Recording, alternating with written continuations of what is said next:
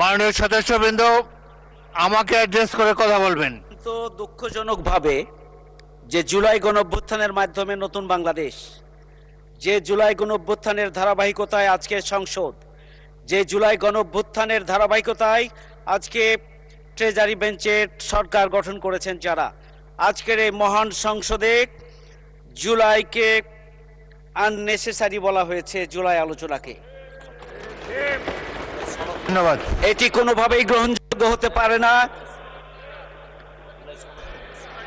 July সনদকে unnecessary বলা হয়েছে, July সনদকে unnecessary বলা হয়েছে, এটা কোনোভাবেই গ্রহণযোগ্য হতে পারে না। মাননীয় সদস্য বসুন,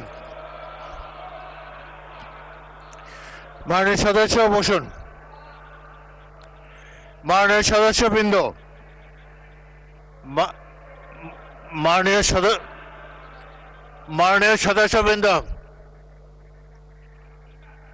মাননীয় সদস্যবৃন্দ, এখন গণতন্ত্রের মাধ্যমে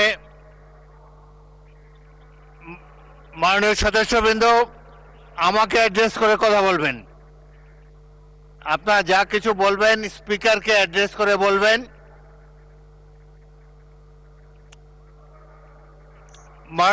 মাননীয় সদস্যবৃন্দ, এখানে তো বিভিন্ন দলের সদস্যবৃন্দ রিপ্রেজেন্টেড, প্রত্যেকের কি একই অনুভব হতে পারে?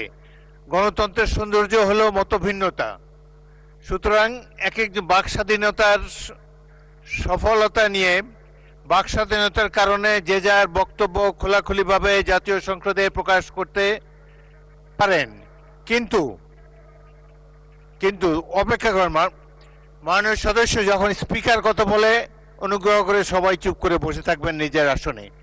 আমি যেটা বলতে চাই, সকলেরই বাক স্বাধীনতা আছে, এবং যদি কোনো বক্তব্য আপনাদের পছন্দ না হয় এরপরেই তো আপনারা একজন বক্তব্য রাখবেন, তিনি এই বক্তব্যের বিরুদ্ধে আপনাদের মতামত আপনারা প্রচার করতে পারেন।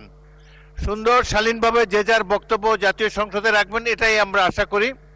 অহেতুক একজন বক্তাকে কেউ ডিস্টার্ব করবেন না। আপনার টার্ন যখন আসবে আপনি আপনার বক্তব্য সুবিধা মতো ভাবে দেবেন।